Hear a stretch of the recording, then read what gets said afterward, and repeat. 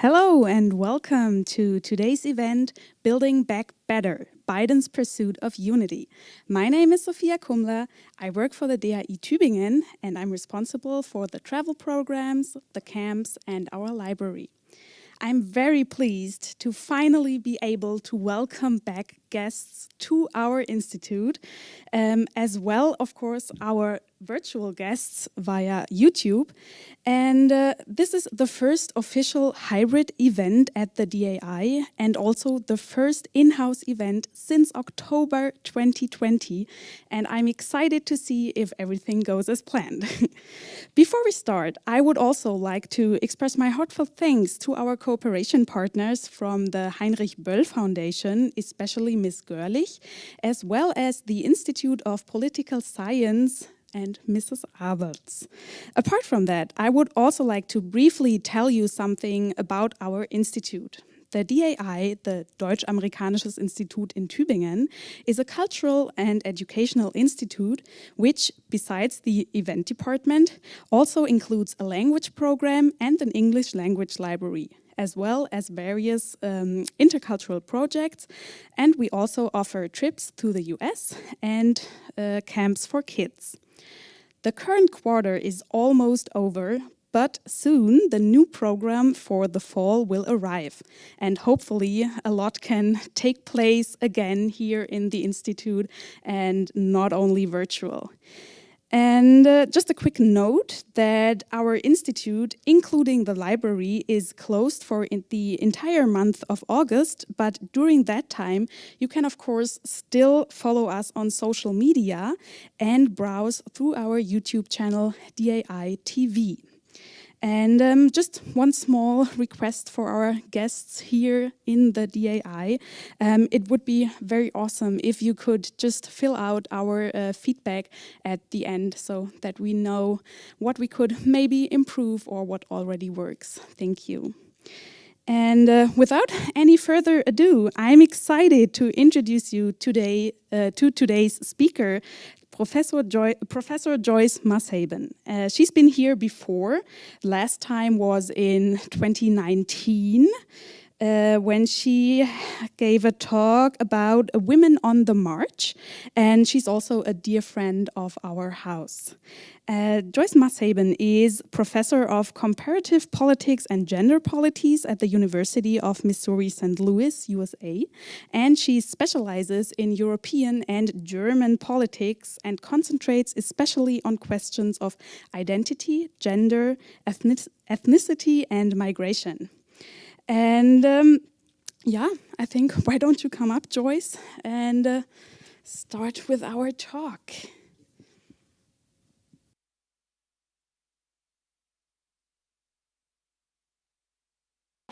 Good evening. I am also thrilled to be back here live at my home away from home in the summertime, the d.a.i. I heard that the EU was opening this country once again to vollgeimpfte Menschen from my country, and so I immediately booked a flight back. And Uta and Daniel and Misha immediately responded to my query as to whether or not they'd be interested in a talk. Now, I have to say, I will start by saying Joe Biden was not my first choice. He was not my second choice. He was not even my third choice during the primaries. I had the fortunate dilemma where I could vote for Kamala Harris, and it was kind of a question of buy one, get one free. But I also have to admit that Sleepy Joe, as he was called, took us all a bit by surprise as of January 2021. The holistic nature of many of his initial legislative proposals indicated his willingness to go big right from the start. And they, moreover, incorporated many of the so-called progressive democratic demands, albeit in somewhat moderated form. Now, we naturally expected Biden to reverse many of the Trump edicts with regard to offshore drilling for oil, the Canadian Keystone XL pipeline, the horrendous treatment of would-be asylum seekers, the Muslim ban, and efforts to reduce even qualified H-1B immigrant applications to almost zero. Biden nullified many of his predecessors' decrees with his own executive orders, which I do find to be a somewhat dangerous precedent, within the first 12 hours of taking his oath of office on January 20th.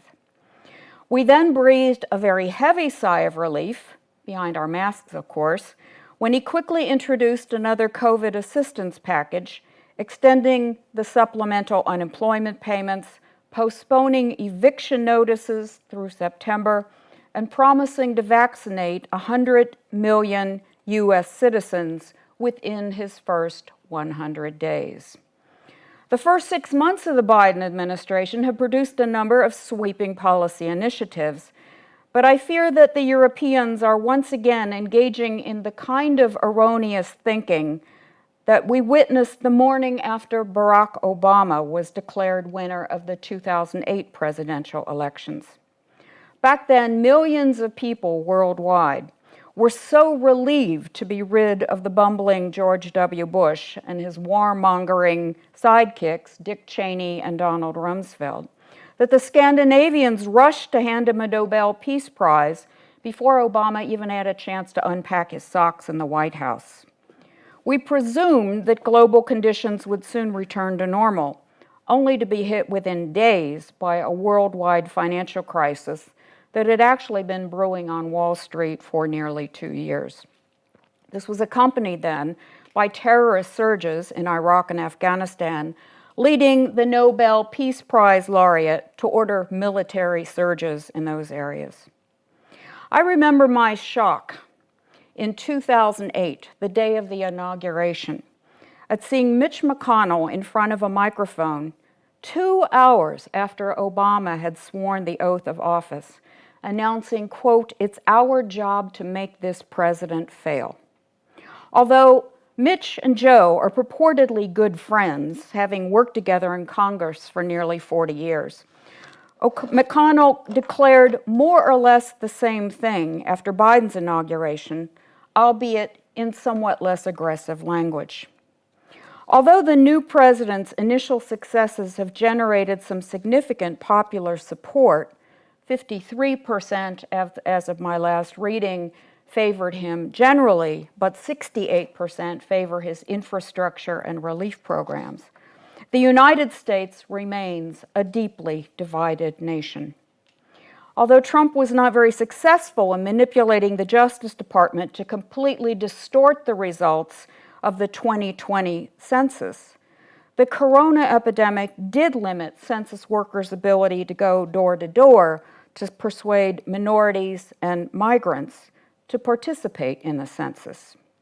As a result, with this kind of undercount, the House of Representative seats have now been reapportioned based on the numbers these people were able to collect, leading to shifts that will bring serious repercussions starting with the 2022 midterm elections. Biden's substantial win did not produce the expected coattail effect that one normally sees. That is, Democrats did not make gains in the House. In fact, they lost seats, nor did they make gains in the state legislatures. This president will therefore have a very small window of opportunity for implementing his grand plans, which could potentially help to pull the nation back together again. Europeans like to classify the US president as the most powerful man in the world. But that power has always been grossly overrated on this side of the Atlantic. We have a separation of powers that differs significantly from Germany's cooperative federalism. And we have 3 branches of government whose operations were designed to uphold the precept that government is best which governs least, or preferably not at all. 2 of those branches, the legislative and the judicial branches, are solidly stacked against Biden for the foreseeable future. Now, I will try very hard to offer you some good news about the state of US politics, evaluating some of the transformational dimensions of Biden's policies to date. But then, regrettably, I will hammer you over the head with the bad news.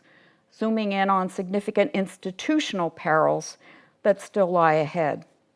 Given the attack on the U.S. Capitol building that we witnessed on January 6th, I do not personally think it is an exaggeration to argue that the institutional changes that are currently taking place pose one of the most unprecedented threats to U.S. democracy that we have experienced as a nation since the onset of the Civil War.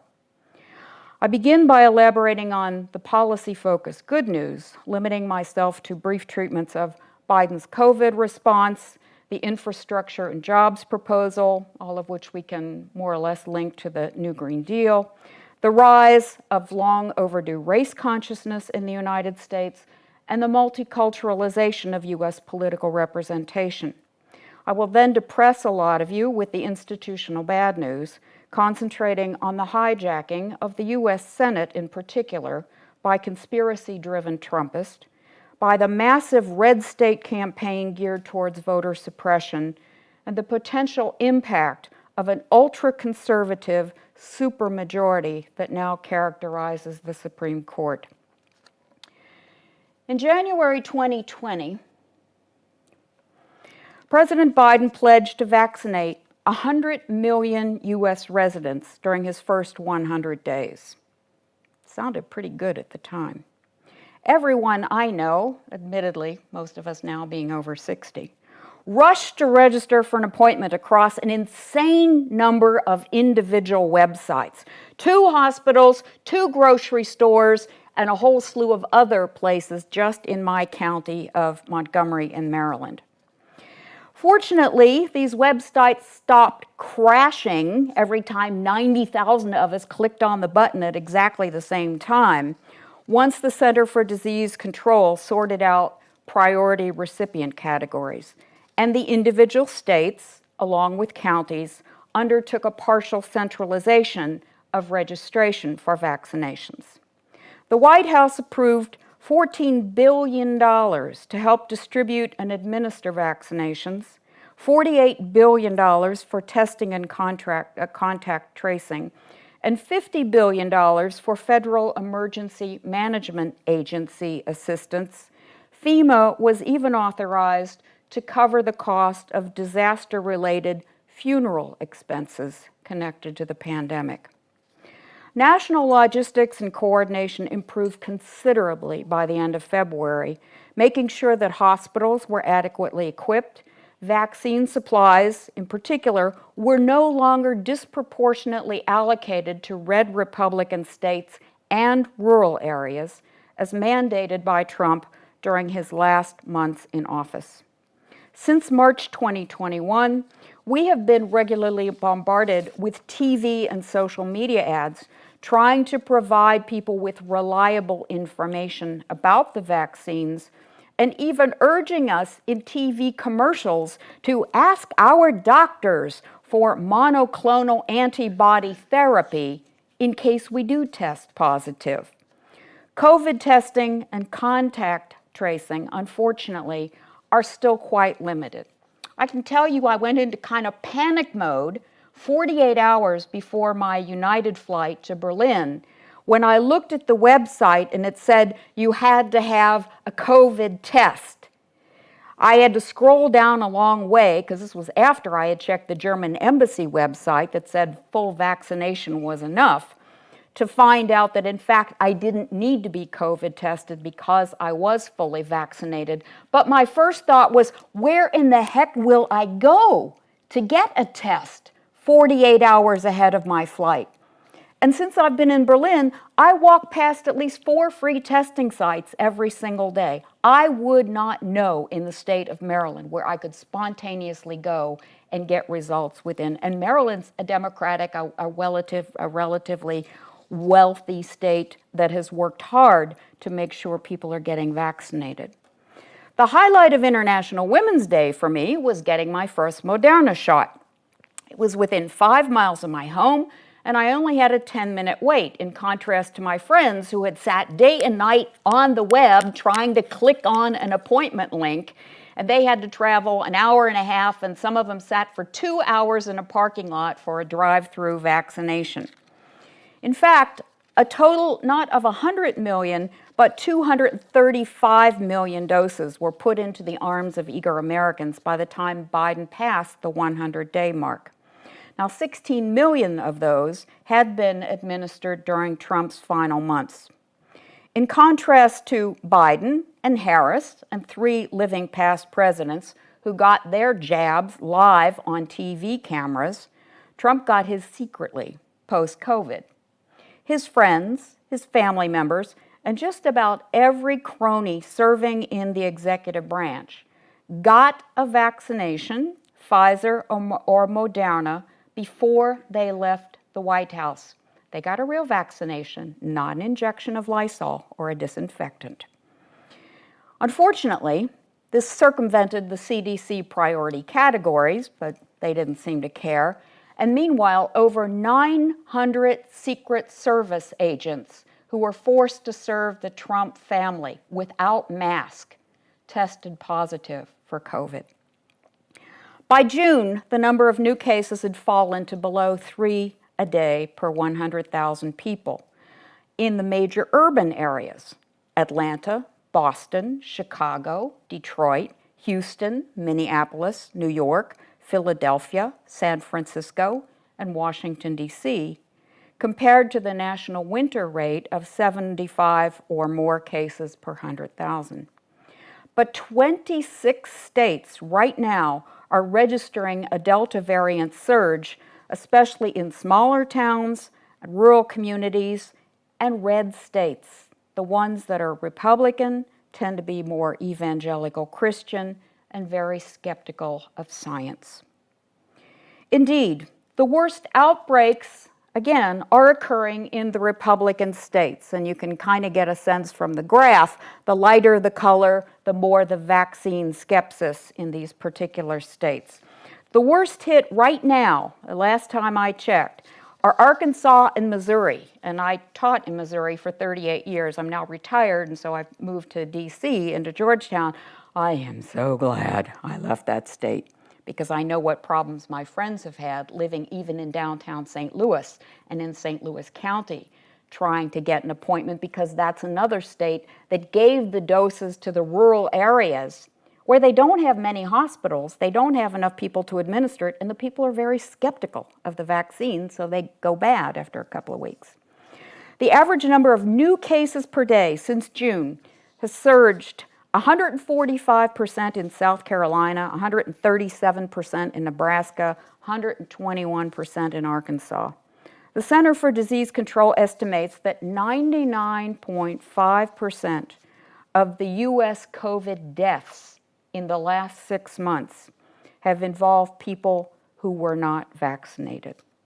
Even the threat of death has failed to transcend this partisan divide. 86% of Democrats polled have had at least one vaccination shot versus 45% of Republicans. 47% of Republican voters say they won't get vaccinated at all, compared to only 6% among Democrats, although I read this morning that because of the Delta surges, that now at least a quarter of 23% independents who say they wouldn't get vaccinated have changed their minds. Texas now has a law declaring that no business can require a customer or a worker to provide documentation certifying his or her COVID-19 vaccination in order to get services. There is a solution to this, a very simple one. I think if we could get the FDA to do the normal approval process of these vaccinations, people like my 2 sisters and my brother-in-law, the pediatrician, would stop saying, well, you can't force people because it's just experimental. It was an emergency approval. It is not an experimental drug, but if we had the final FDA stamp of approval, I think you could win over at least 10% more of those skeptics. Now, those of us who teach or have taught about comparative healthcare systems and recognize the power of path dependency have known all along that Bernie Sanders' proposal for a single-payer healthcare, Medicare for all, will never work in the United States. I've learned a lot about Medicare since I turned 65, and I can report I was personally shocked by the extent to which all but one small component now of Medicare, Medicare Part A, that is still paid for by the government. The other three parts of Medicare, you now have to get private insurance for, which kind of undermines the whole principle of anybody over 65 should have been covered. But that's a topic for a different day. Biden plans to build on the Affordable Care Act, which I think is a smart strategy. Now that millions of people have been directly hit by COVID, they might be more sympathetic to this proposition. Too many of these skeptics, people who say they don't need and don't want health insurance, have learned firsthand how underprepared we were for a global pandemic in terms of just the basics at our hospitals. Many more people will soon discover the real cost of emergency room and intensive care treatment when they are uninsured. Yeah, COVID testing was free. They could go to the emergency test.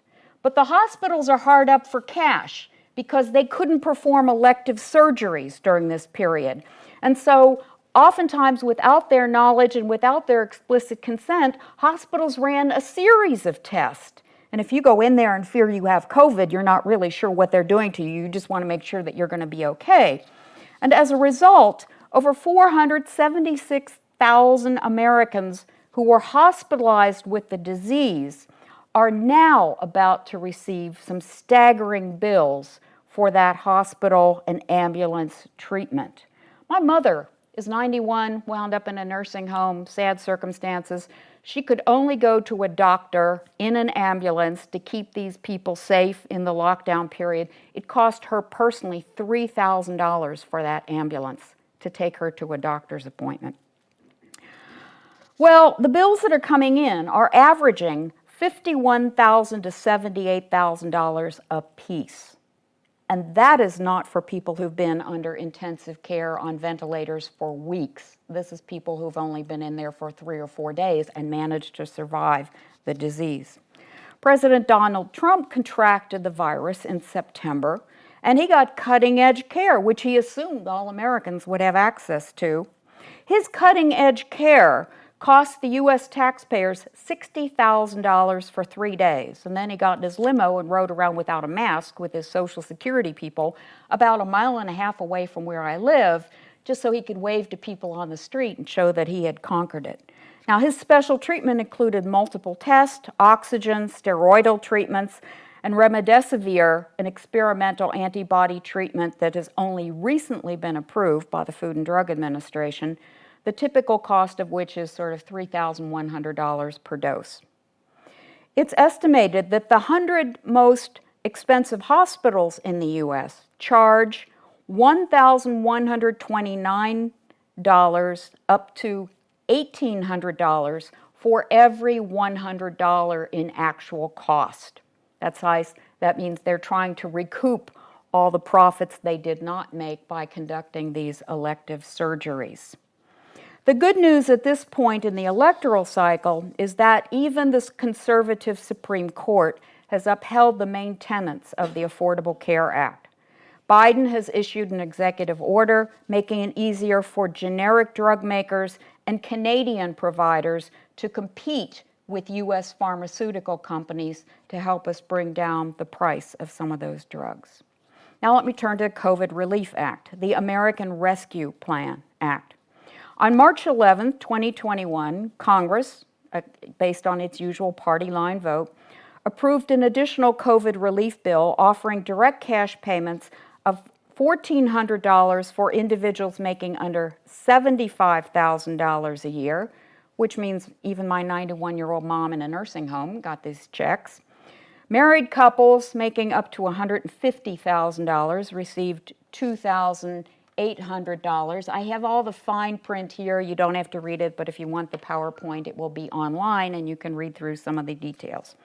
Now, people who lost their jobs due to COVID conditions or because their child care ended and they had to stay home and school their own kids were receiving a $300 a week federal supplement to state unemployment benefits through September 6th. I got nothing, even as a pensionista, I make too much money. That's fine. I was so happy to have my taxes go to pay for people's COVID treatments as opposed to having it go to pay for Donald Trump's golf trips. He took 307 full days out of his presidency to play golf, and that cost us taxpayers $142 million without even calculating his travel cost. Now, Kindergeld is nothing new for you, but for us, it's revolutionary and it's hotly contested. Biden raised, or the relief plan raised the child tax credit to $3,600 for each child, so that's a bigger deduction off your income taxes, under the age of 6, and $3,000 for children between the ages of 6 and 17. People who owe less than that in taxes will get this as a kind of refund, even though they aren't making enough to actually pay taxes. It also raised the child care tax credit to cover up of half of the child care expenses. So we're subsidizing child care for the first time since 1941, up to $4,000 per child or $8,000 total. A Columbia University study estimated, along with a GAO study, that these child credits alone could cut child poverty in half within the next 2 or 3 years in the United States. Now, some of the other benefits, I won't go into great detail here, added to the food stamp, the so-called SNAP benefits through September, supplied $22 billion in rental assistance so people can get rental aid rather than being evicted straight out in the middle of a pandemic. Where are they supposed to go? $5 billion to assist with homelessness aid, and $10 billion to help even the people who are renting the properties to pay their mortgages if the renters themselves cannot pay it. Added to $125 billion to reopen the schools under safe conditions and things along these lines. I'll spare you the rest of some of these details. For the record, Mitch McConnell came out the day it was approved and publicly excoriated Biden's $2 trillion American Rescue Plan as, quote, wildly out of proportion. He then stayed on the mic and declared to the people back home in Kentucky what a boon this will be for his state. Quote, not a single member of my party voted for it. I didn't vote for it, but you're going to get a lot more money. Cities and counties in Kentucky are getting close to $700 or $800 million. If you add up the total amount that'll come into our state, that's $4 billion. That's twice as much as we sent you last year for a bill that he publicly announced he voted against. Biden voters were even more gratified when he introduced a very expansive 2-part infrastructure package. In America, politics usually begins and ends with jobs, jobs, jobs. Biden has set out to prove that after 40 plus years as an elected member of Congress, he really does understand what it takes to win the hearts and minds of people who think of themselves as forgotten members of the working class. Republicans are big talkers when it comes to family values, but they never put their money where their mouth is, as we would say. Biden's cabinet members are cross-coordinating to expand the definition of what infrastructure is and what kinds of structures we need to have in place in order to make it possible for people to work again. And this is coming out under the proposed Family and Jobs Act, for which he seeks $1.8 trillion for family-related programs like child care, education, and paid parental leave. The unemployment rate stood, these are some more of the benefits from the rescue package and from the Family and Jobs Act. Unemployment rate stood 6.3% in January after Biden took office. Since then, the economy has added about 1.4 million jobs.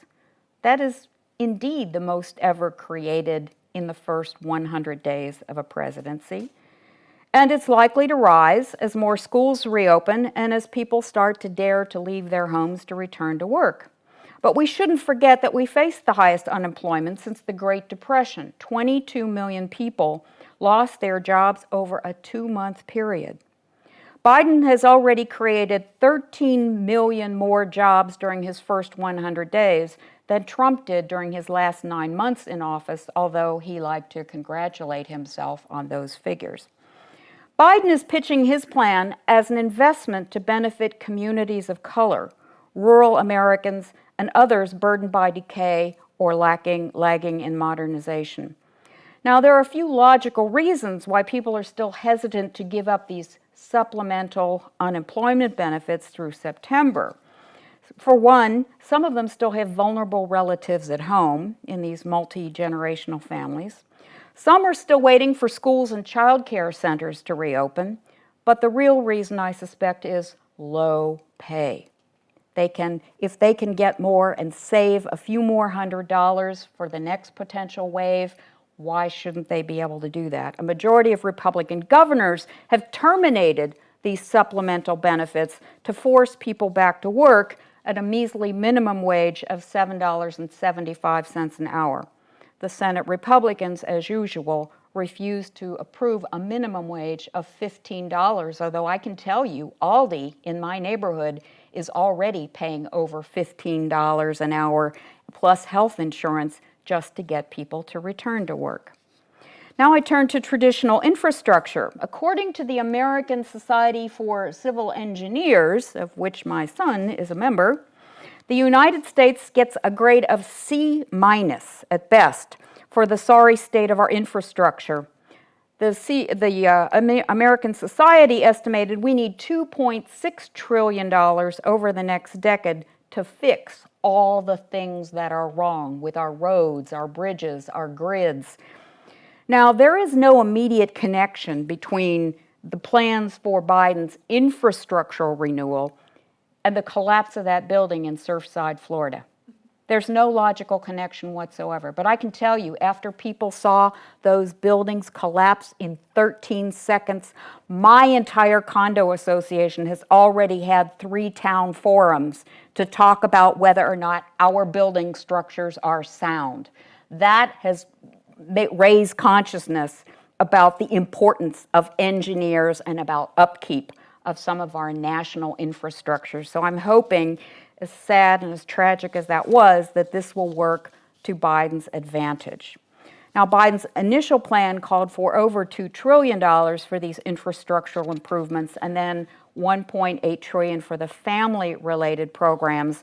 They're still negotiating that. The package will be somewhat smaller, but again, as I mentioned at the beginning, there's about a 68% approval rate for both these two packages, and so Senate Republicans who want to turn this down do so, I think, at their own risk. So I will spare you all those details. I could go into them in the discussion. Now, the tricky question is, of course, how are we going to pay for this? Well, I should be a Republican. I am white. I am well-educated. I am actually making more money in retirement than I did as a professor for a variety of strange reasons. And I should be very self-centered and thinking, yes, I have the swimming pool on my roof. Why do I need to worry about those people out there in America? But I was bitterly angry at the members of our condo association because all these people wanted to be 100% sure that they would not catch COVID. And so they, of course, were ordering in everything from Amazon.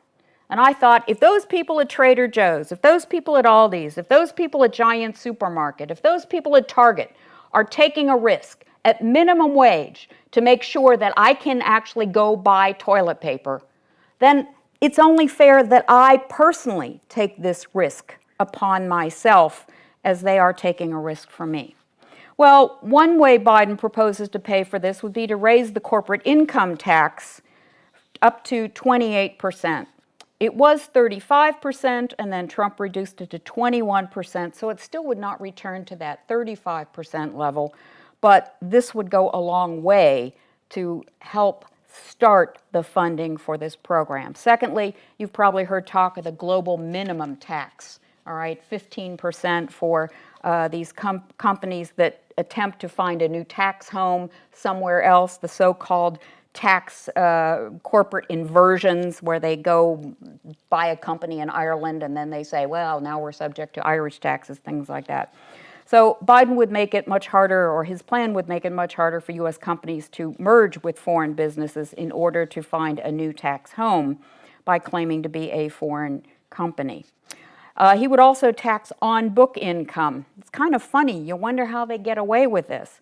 But corporations report different profits to their investors and stockholders than they do to the IRS.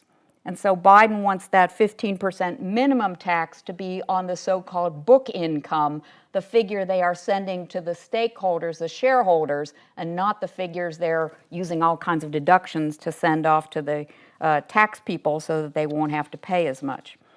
And then there would be the wealth tax. Now, Republicans are claiming he's going to raise the taxes on the working class and the middle class. Biden has made it very clear that he would only raise a wealth tax, a surcharge on those people who are making more than $400,000 a year. Jeff Bezos. There's a Whole Foods right across the street from me where I refuse to shop because I don't think I need to make this man any richer.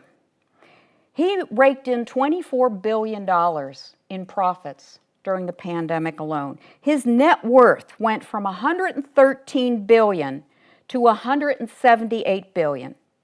And yet, the 25 wealthiest Americans paid on average a total of $13.6 billion, while their overall wealth increased to $401 billion. There's a lot of room for taxation there. It doesn't have to be 40%. We could still bring in a couple of cool trillion by just charging them the same rate that average taxpayers have to dish out every April 15th or beyond if you're like me and you file late because you always have an excuse because you were traveling somewhere. So, the other good news is what? Yes, we have had a kind of racial awakening in the United States. It was thrilling to be able to see all of these people turning out for the Black Lives Movement protest. You remember the Black Lives Movement got started, Black Lives Matter movement got started in St. Louis, and my university was 3 miles down the road from Ferguson. So I was there the year those people called for a vote boycott, and we all thought, what are they thinking? And their grandmothers were livid when they heard that their younger kids were saying, let's not go vote, because they remembered the 1965 Voting Rights Act and what that took. All right, but suddenly we see this mix of people out on the street, and that it's all these young white people and all these young kids of color together. That's new. That was exciting. And we can only hope that this kind of spirit last for a while. And yes, we all sighed with relief over the guilty verdict that was handed down to Derek Chauvin for the on-screen murder of George Floyd. But this is still only the tip of the iceberg. There were more mass shootings in 2021 under pandemic conditions than in 2018, 2019, and 2020. There are still, on average, over 1,000 people killed by police, mostly people of color, every single year. The sensational cases in Louisiana, in Louisville, Kentucky, in Minneapolis, continued during the trial. We had more of these kinds of shootings. Gun deaths in Chicago have totaled 2,021 so far this year. That's already 164 more than the total for 2020. Mass shootings were only slightly impeded by the pandemic. Still, millions of white people have finally realized that minority profiling of blacks, Asians, Latinx, that white privilege and that structural racism are not just something that blacks made up. It's real, and there are structural reasons for that. White supremacy is now recognized by the Homeland Security Department and the FBI and the CIA under Biden as the biggest, fastest growing terrorist threat to the United States at home. The Conservative Heritage Action Group is calling for Stacey Abrams, the Democratic voting rights activist, to personally pay back Georgia $100 million that the state's economy likely lost when the Major League Baseball games pulled out because of the new Georgia voting law. Well, as if a multi-million-dollar sports conglomerate, as if Coca-Cola, Bank of America, American Express, BlackRock, Delta Airlines, Merck Pharmaceuticals, JP Morgan Chase, Google, Porsche, Microsoft, and Aflac, Cisco, and Viacom only pulled out because Stacey Abrams told them to. No, corporations are awake to this now as well, because it wasn't just some middle-aged black woman pointing her finger at them. They've realized they're missing out on a hell of a lot of talent coming out of these different diverse communities. And more importantly, there are maybe 8 million people in Georgia. There are a lot more Americans they want to sell their products to, particularly in California, New York, Florida, all those heavily populated states. So there has been a racial awakening. The next thing that has happened has been, of course, a diversification of our highest offices. You might recall that Trump had promised to clear the swamp, but never in our worst nightmare did we imagine that he would do so by bringing all of the poisonous snakes and alligators directly into the White House. It is a great relief that the new Biden cabinet consists of highly competent, experienced people who believe that government can and should work to form a more perfect union, establish justice, ensure domestic tranquility, provide for the common defense, promote the general welfare, and secure the blessings of liberty to ourselves and our posterity. A line that I've just borrowed from the U.S. Constitution so nobody accuses me of plagiarism, as ordained in our preamble.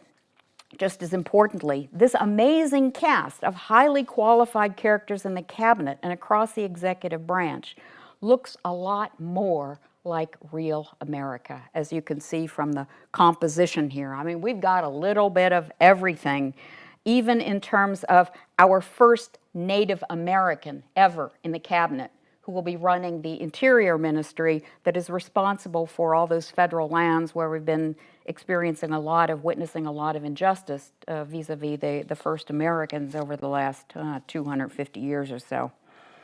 And the person who is now the proverbial one heartbeat away from the presidency is our first black female, our first Central American, our first Southeast Asian vice president, Kamala Harris.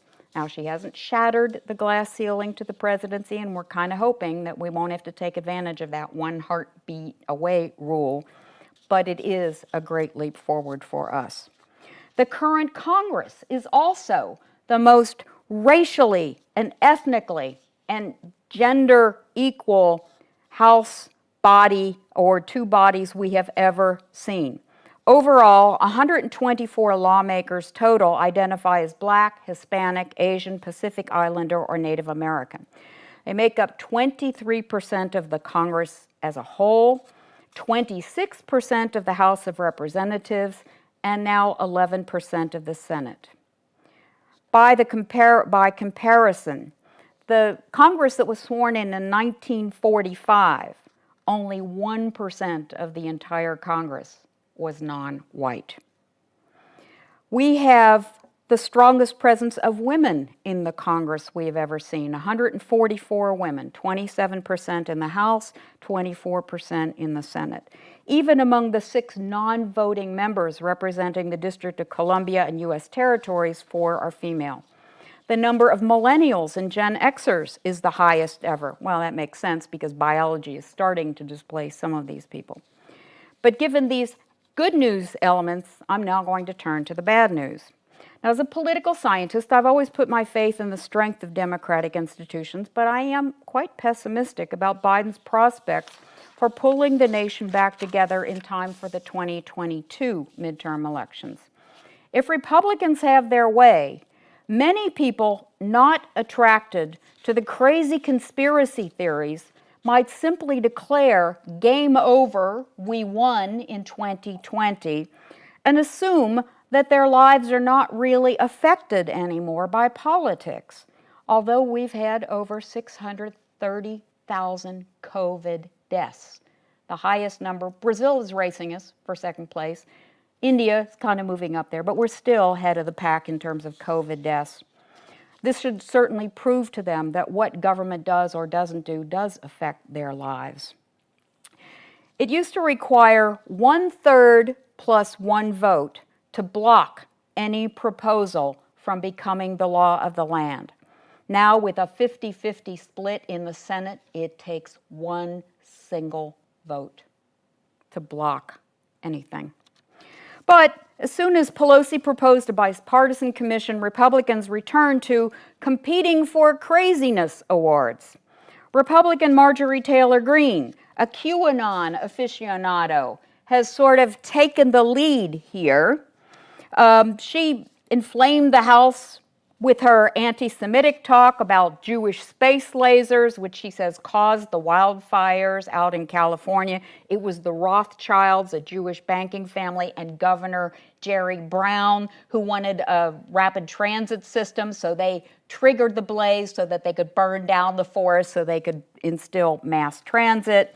And then she likened the need to wear a mask to wearing the six-pointed Star of David prior to the Holocaust. Now, there was a little bit of pushback, but certainly not what one would have expected of intelligent members of the U.S. Senate. Lauren Boebert is another crazy from Colorado. She owns the Shooter's Grill, a restaurant in Rifle, Colorado, where staff members are encouraged in the restaurant to wear their arms out in the open. She claims that liberal people like me legalized and knowingly spread HIV. She insists that her election was a sign of wonder, just like God promised. She tried to carry her gun into the Capitol, which of course now has new security mechanisms since January 6th, but the Capitol Police refused to allow her in after she wouldn't let them search her purse, which had set off a metal detector. She's compared German shepherds to illegal immigrants and vice versa.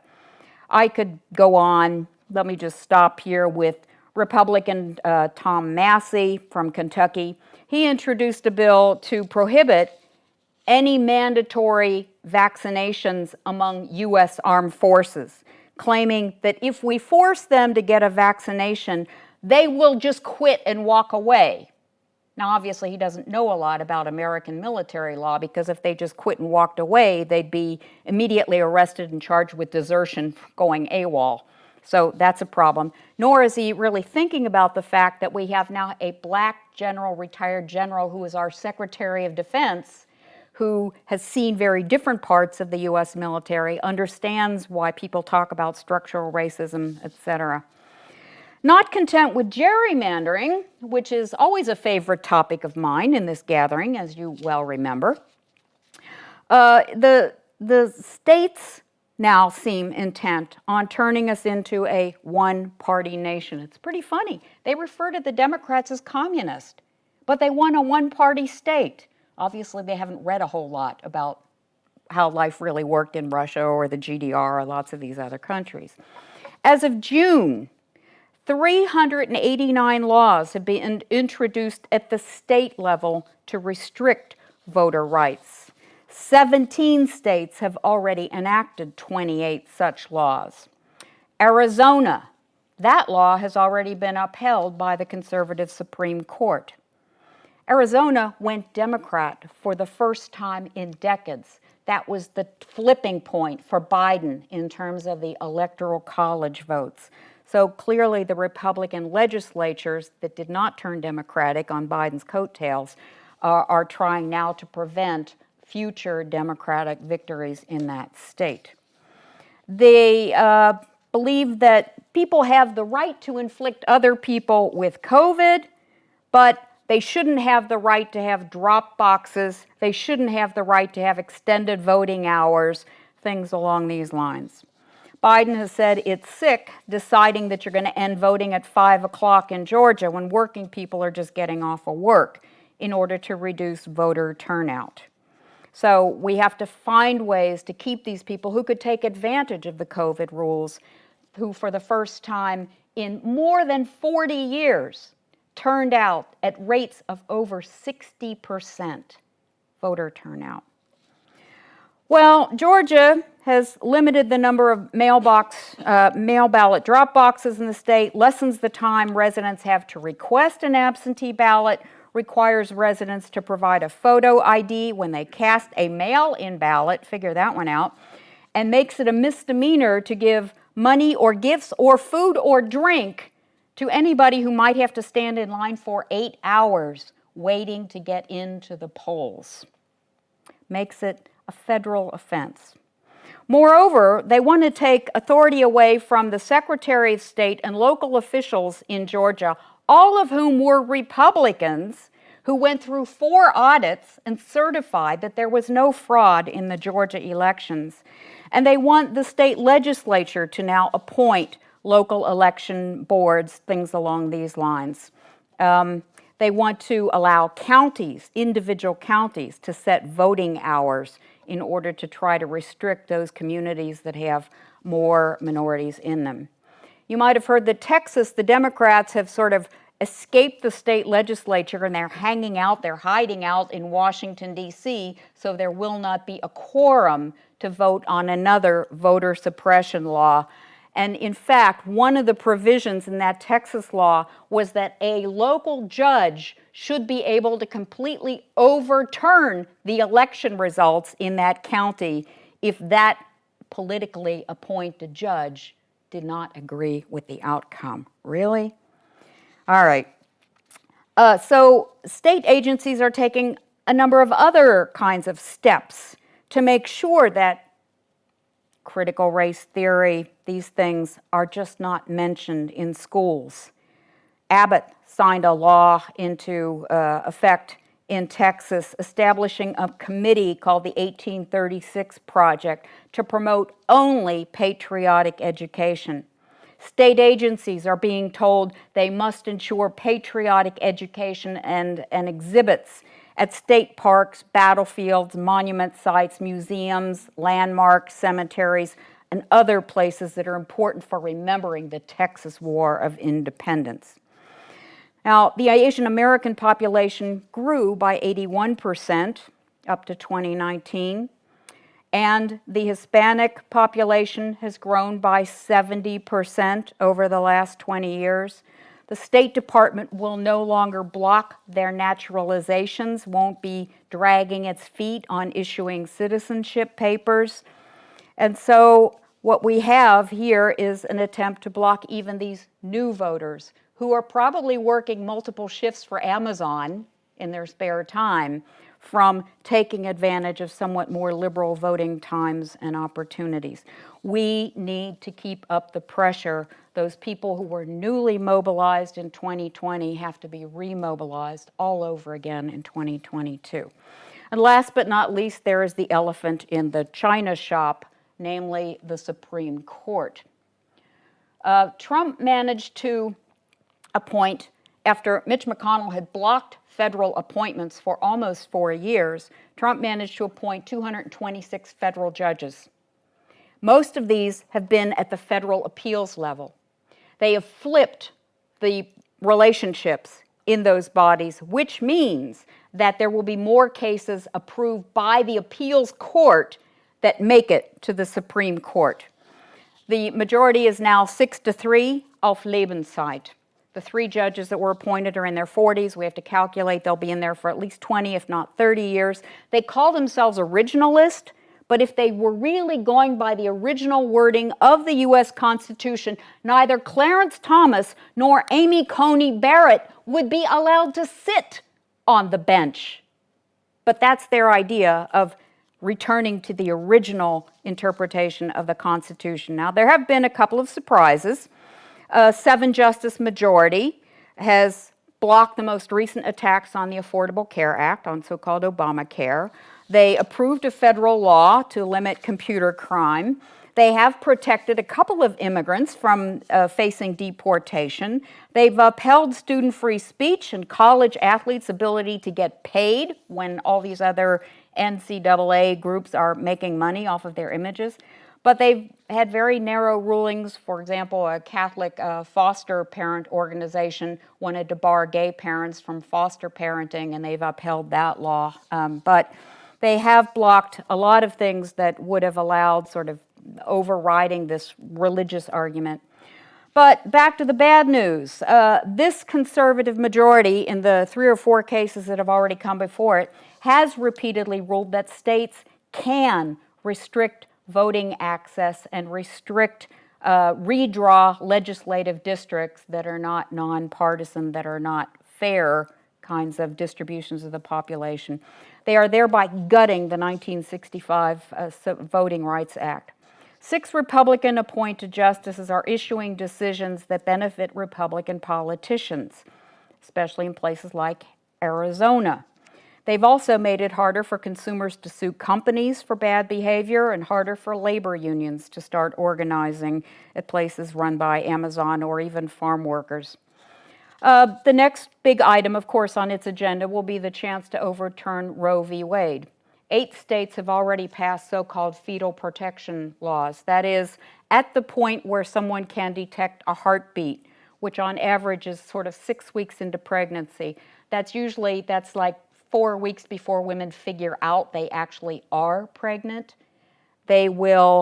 Some of these doctors may face prison sentences of up to 99 years, whereas a rapist who may impregnate a woman would get 12 to 14 at most. These are some of the laws that are going to come up before this court. McConnell has also said he will not approve any Biden nominees. I don't know how constitutionally he can say that. It says in the Constitution, advise and consent. It doesn't say you can block even an attempt to nominate somebody for the Supreme Court. And Stephen Breyer is 83 years old. If he does what Ruth Bader Ginsburg, bless her soul, does, we're doomed. It will be 7-2, and it will be 7-2 for the next 40 years.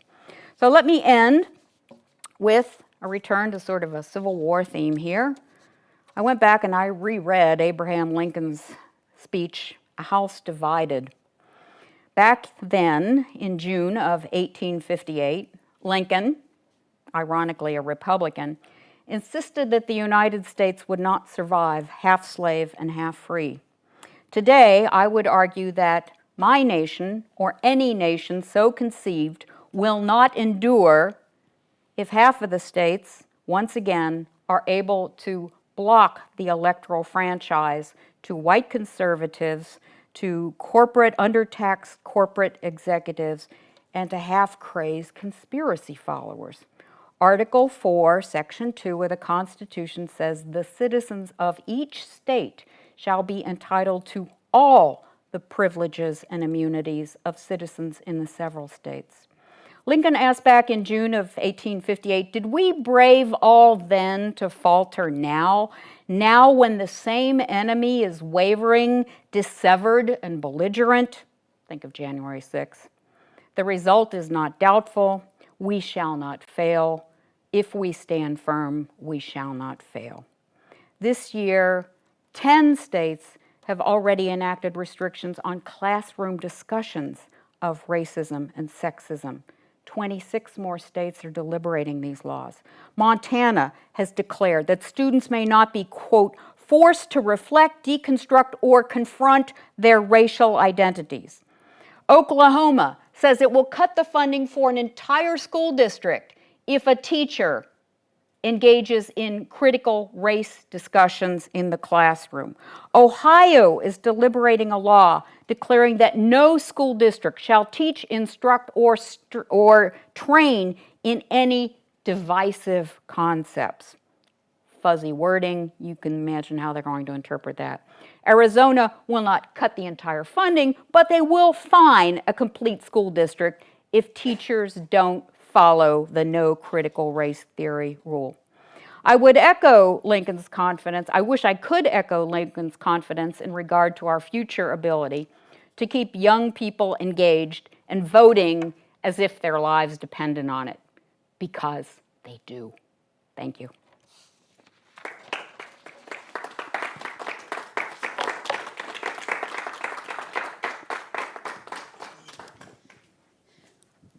Well, thank you very, very much, Joyce, for this informative as well as lively talk of yours.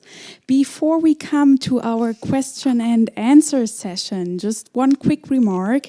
Since our online audience cannot hear what the audience at the Institute is saying, I hope it's okay for you if I, with my mask on, come towards you so that you can speak into the microphone. And I think now it's open. Do you have any questions for Joyce or any remarks?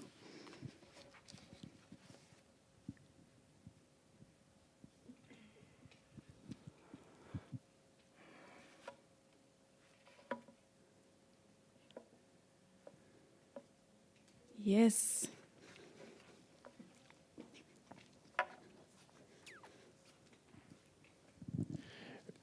What do you think? When will it's a difficult question. Let me try how to phrase it.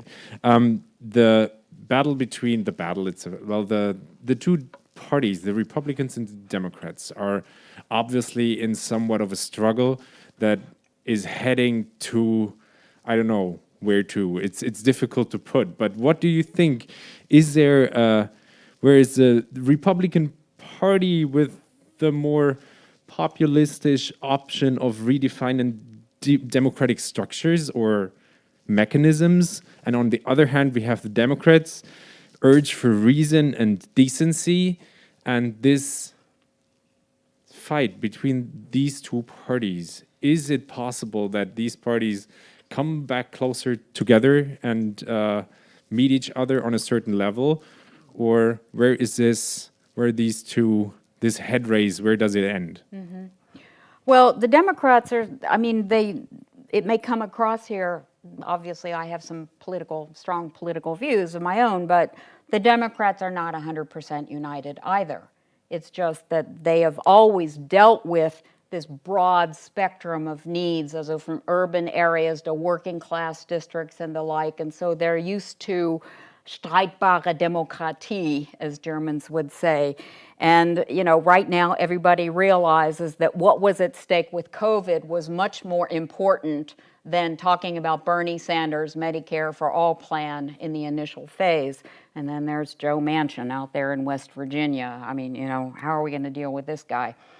But by the same token, the real problem is within the Republican Party.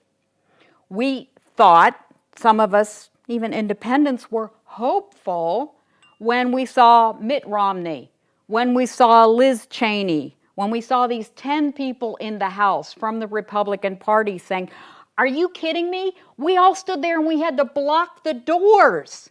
You were there, we got you on film. And now you won't even allow a 9/11 style commission to investigate this event." Well, there was a little bit of talk about maybe some of these people would split off and form a third party, but as long as you have a winner-take-all voting district and this kind of gerrymandering being supported by the court, for the Republicans, it is a question of, okay, I want to be reelected. Democrats want to be reelected too. It's a comfy job. You know, you got a subsidized gym, you got a subsidized barbershop, you got subsidized childcare, you got automatic health care insurance, things like that. But some of these people only care about getting reelected, the House in particular, in their own districts. They only need between 45,000 and 65,000 votes. Ted Cruz said that openly prior to the last presidential primary. So until the Republicans can figure out if this is really the way they want to go, because our election figures for 2020 showed that as we become a majority-minority nation, you know, California is no longer majority white. As we become a majority-minority relation, as generations, the older generation disappears biologically from the stage, they're not going to win over these younger voters who do believe that climate change is happening, who took to the state capitol after the mass shooting in Parkland High School and these other places.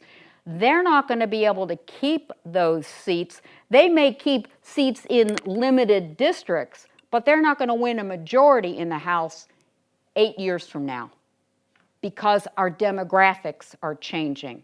And they can try to keep people away from the vote. But, I mean, there's this little bit of hope in me. There's always a little bit of hope in me that says, okay, but they understood that vote between Biden and Trump was so close. They understood that 65,000 people in their state made a difference. And we haven't had that feeling that our vote really counts for a long time. But that's why, and with the youth thing, because if we can't keep that mobilization up for at least 2 more years, then there'll be another flip of the House. Then the House will probably lose its 7 or 8 seat majority. Heaven only knows what will happen with the Senate, because 1/3 of the Senate seats will be reelected. And then it'll be game over and me. I'll go live in my gated retirement community and enjoy the swimming pool on the roof. But the sad part is the people who see the dangers are the people who are not going to be affected by it. I have a privileged life. I won't be affected. Nobody is going to suppress my right to vote. I went and I worked the polls from 5 a.m. in the morning until 10 o'clock at night. Man, that was a long day. And during my breaks, I read the U.S. Constitution. I thought, well, Trump is always saying this is there or that. So I reread the Constitution. And the states have full power to make these electoral laws. So as long as these Republican legislatures are pushing in this direction, but then the other part that will happen demographically is that those people who see the world differently, they're not going to stay in those states. If you keep cutting education budgets, we saw that in Missouri. I mean, the people who left the state were college-educated people with children, whereas the people coming in are looking for cheap places to live, low tax zones down around Branson, Missouri, where they have all those nightclubs and, you know, Wayne Newton and people like that are still singing if they're still alive. So the demographics are going to force changes, but the changes will have to come inside the Republican Party. When they throw out Lynn Cheney, and she had a 95% Trump voting record, and replace her with somebody who's from New York, whose voting record was much less secure, maybe 52%, but because she spoke out favoring Trump. It's got to happen in the Republican Party. It won't happen between the two parties because of the winner-take-all nature of the system. Okay, thank you, Joyce, for this elaborate answer. And we do Brevity have is not my strongest character trait. No worries, it's all fine. We do have another question. Yeah, maybe it's a very specific question, Joyce. Amy Goodman, you know, the appointed ambassador for Germany, does she belong to the good news? I can't say I know enough about her, so it's hard for me to judge, but all I can say is that in general, these appointments have been among people who have some knowledge of the world. They know that NATO has been very important. They know that multilateral relations are really the only way we're going to make any headway anymore on a lot of these issues. So I'm afraid I can't comment on her personally. But it's sure better than Grinnell. Yeah. And a question from one of our virtual listeners. Yeah, a question coming in through the YouTube chat is, in response to the conviction of Derek Chauvin, the murder of George Floyd, Joe Biden proposed a police reform called the George Floyd Policing Act. Yeah. What does that proposal entail? That proposal is symbolic politics because our police are not federally managed. I know this from Ferguson, Missouri. The police in Missouri, there is a certain state control, but in Missouri, it was curiously local counties controlled the police forces, and they didn't. The city of St. Louis had rules where white police in a mostly black inner city area, they had to live in the city if they were going to be city police.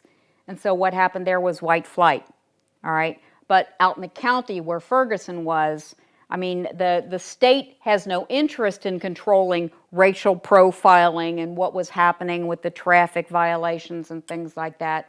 So the federal government only has control over the Capitol Police. The federal government has control over calling out the National Guard. In fact, Maryland and Virginia had mobilized their state National Guards and were ready to go on January 6th, and the president wouldn't let them come to those protest sites. So what that law would do is set a couple of minimums. For example, 22 states out of 50 so far, only 22 have banned chokeholds. Würgegriff habe ich nachschlagen müssen, was das heißt. Okay, only 22 out of 50 states have banned, kneeling on somebody's neck or something like that. Well, this law supposedly would make that a federal principle, but I can see that coming in front of the Supreme Court pretty quickly because the states will argue, Länderhoheit, that this is state responsibility. The same thing is true of some of these other smaller reform bills, but I mean, at least it's an initiative, and you can use laws like a 2x4, you hit a jackass over the head with it to catch its attention, so to speak, where you can get people to mobilize then at the state level. Kamala Harris was a California state prosecutor and then the Attorney General in California, and she was able to affect a lot of those kinds of reforms against racial profiling and things. So we have to get more of the state attorney generals on board about really pushing these laws through. But in terms of changing the overall culture of policing in the U.S., it won't do much because these are locally, county, or state-controlled operations. Yeah, I have a question regarding your idea that you already mentioned that the demographics in the U.S. are changing. And I was wondering if you could maybe touch a little on the fact that Trump would like to run again in 2024 and how you assess his chances.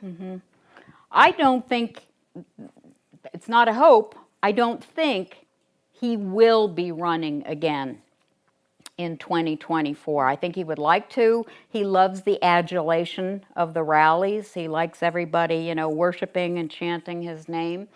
But since he has been banned from Facebook and Twitter for 2 years, he has lost a lot of his everyday angry as hell public. You might have heard about his own little podcast thing and his website that they shut it down because there was so little attention to it. And what I think is going to happen, as we talked a little bit about at dinner, is that there will be Trumpists without Trump. That they will claim to be supporters of his policies, whatever those policies were. I mean, it was pretty much, he got up in the morning at 3 o'clock, he did a tweet, and that was his policy, and then 2 days later he changed it and it was something else.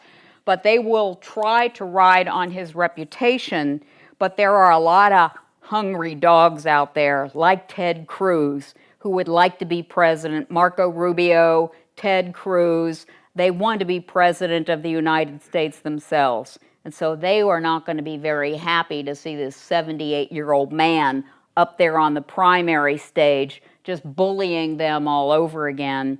And I don't see him running again. But more importantly, if Biden gets some of these infrastructure things through, which will, in fact, create many more jobs way above minimum wage for infrastructure of all kinds.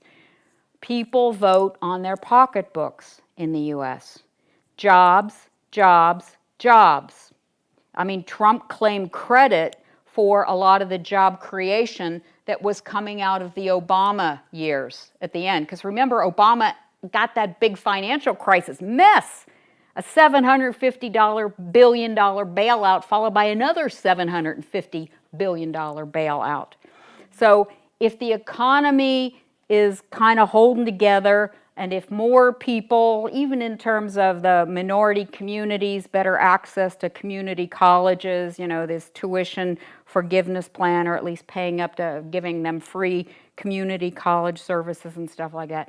If the economy sort of stays in a happy mode, then these people who are concentrated in rural areas, concentrated in small states that have a disproportionate number of electoral college votes, if they can be overridden by people who feel they are benefiting from the economy, then there's hope. And I'm not saying a Republican should never win the election, but I want a Republican who A, can speak in complete sentences, B, reads the front page of a major newspaper on occasion, and C, understands how policies fit together.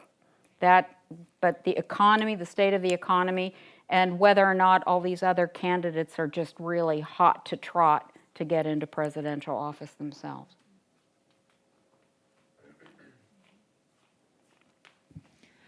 Thank you, Joyce. You mentioned, and what is really shocking, I think, is all the laws or all the bills that are on the table. Yes.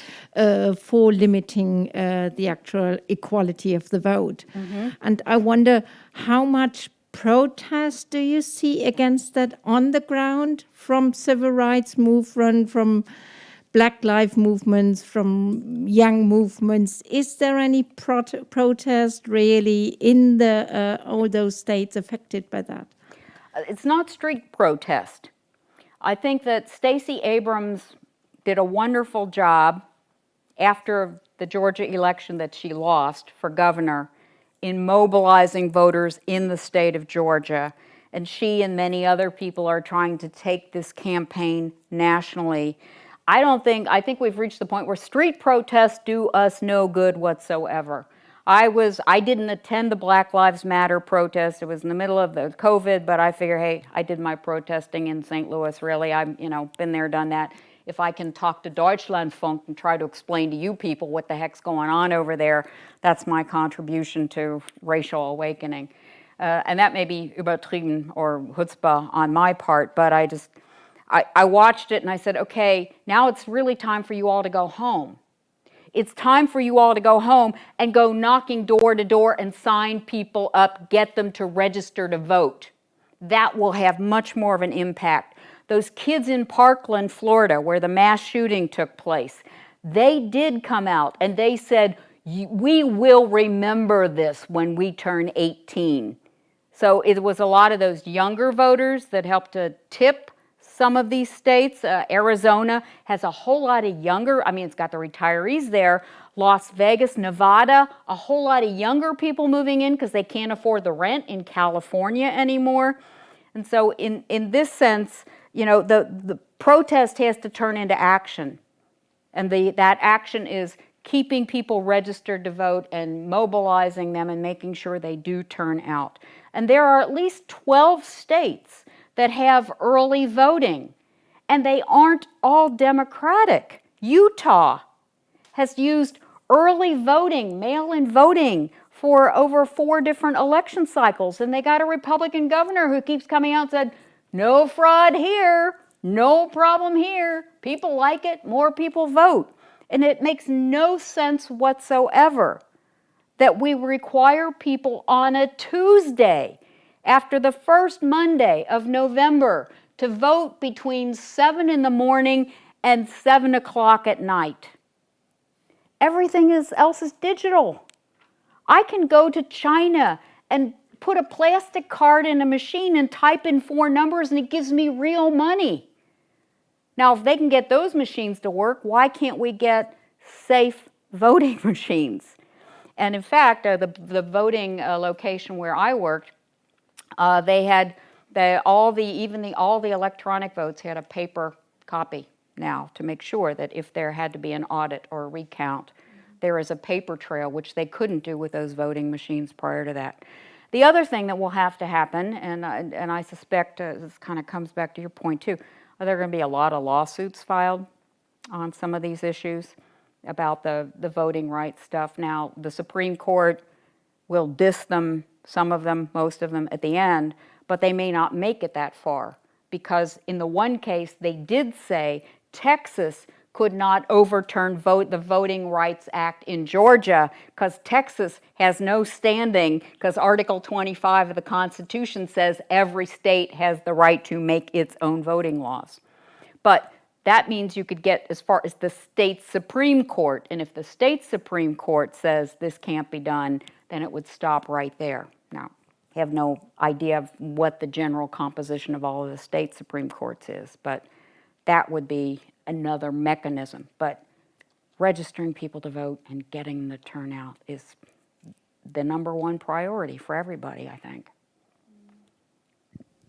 Okay, we do have time for 2 more questions. Yeah, we have another question coming in through YouTube. More vocality alone will most likely not reduce the primary cause of the racial wealth gap, which is socioeconomic inequality. Does Biden have any economic policies to narrow the racial wealth gap? That's an excellent question. There is no, does he have one specific policy that will do the trick? There is no silver bullet. But things like reinvesting in the communities, retrofitting the houses because of climate change, because of some of the environmental conditions and the disasters and things like that. You know, we know that if people live in an unsafe environment, they're not going to care a lot about other political issues, and they're just too busy surviving on a daily basis. So with this kind of infrastructure investment in communities of color, for example, that will help to raise the standard of living. The other thing that is kind of exciting, not widespread, but exciting, at least 4 states have already introduced compensation laws, right? In order to not to go back and compensate people for slavery, that you can't do that. But there have been neighborhoods, even in St. Louis, where they put in Highway 64, where they just completely tore out the black neighborhoods in order to build an interstate highway. Well, those people didn't get the fair value of their property. We've got a lot more consciousness and a lot more data about redlining, where banks wouldn't give loans to people, where they shortchange them on the mortgage and charge them triple the interest rates, things like this. If all these little things are in place, families will have a better chance to start building wealth. And in fact, in some of these communities of color, people have said, don't pay me for my house. I want that money to go so that my kids can afford to put a down payment on a house in a better neighborhood with better schools. You know, so we have to sort of do all these things simultaneously, and that's why one of my first sentences used the word holistic. The fact that they see these policies as all interconnected makes sense to me as a political scientist. You can't just say, well, I'm going to deal with health care, because you can't deal with health care if they're drinking water in Michigan from pipes that are leaching lead directly into the water. It doesn't matter what kind of health insurance they have. Those people in Flint are going to be hurting for a long time. And there's $100 billion in this infrastructure bill to replace pipes in many of these downtrodden communities. So it's going to have to be a package of kleine Schritte. Okay, and then we have yet another question coming in through YouTube. The US prison system and justice system are parallel drivers for the ongoing racial inequality. Does Biden have any plan on justice or prison reforms? Oh boy, that's another heavy question. I think one of the greatest tragedies of my country in the last 25 years has been, and this even was true under Clinton, the shift to for-profit prisons. These detention centers, for example, on the border, these are privately owned, they are for-profit. Now, you and I can figure out pretty easily, if you're going to make a profit on holding prisoners, you're going to not provide a lot of really good quality food, you're not going to provide any kind of mental health care counseling, you're not going to bring in doctors that are too expensive, you're not going to buy medications for people. So the for-profit prison system and the for-profit detention centers for people seeking asylum or coming across the border without papers, this whole system has to be wiped out. And I don't see that on the agenda right now. I think Biden would really like to, Biden and his crew would really like to address the immigration problem as a whole. But with this Congress and this tension within the Senate, this is a no-brainer, a no-starter. So the way to get real prison reform, because the prisons are, again, under the control of the states. And so if Texas decides it only wants for-profit prisons, and Missouri decide it only wants for-profit prisons, and here's what happens. Little prisons in Missouri, local jails, little prisons, they shut down and they start subcontracting. They are sending their prisoners out of state. Well, if you're sending a prisoner out of state, then you've got all these family members who can never come visit you. And if you don't keep that connection, those family ties and thinking about your kids and stuff alive, it's going to make it much harder to reintegrate people into society after they have gone through their particular trials. I mean, we've got the Innocence Project. You know, we have a lot more states that are saying no more death penalty. There have been way too many mistakes made and things along these lines. But the for-profit prisons, I think, have just been a curse on the justice system in general. The other problem is, of course, racial profiling. I mean, and now we have a lot more minorities in the population, and how do you get registered? How do you get called up for jury duty? Through your driver's license. You know, so the more people we have with driver's licenses, the more the likelihood that the jury will look a lot more like a collection of your peers. Although people like me get excluded right away. Because if you say you're opposed to the death penalty, they don't want you on a capital case. And if they think you're going to be taking notes through the trial, they don't want you because you're going to reflect on the evidence. I mean, it's the lawyers get to exclude people from the juries, but that's a whole different problem. But I would start by banning for-profit prisons in the United States. Make that once again a real and responsibility of government to keep us safe.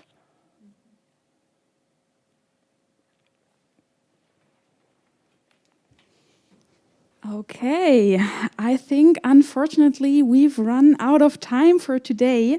Nevertheless, thank you so much, Joyce, for being here in person as well for our first official hybrid event at the Institute here today. Thank you for being here. Thank you for watching via our YouTube channel. And again, many thanks go out to our cooperation partners, the Heinrich Böll Foundation, as well as the Institute of Political Science here in Tübingen. Thank you very much again, and have a very, very nice evening here in Tübingen. Enjoy it. Goodbye.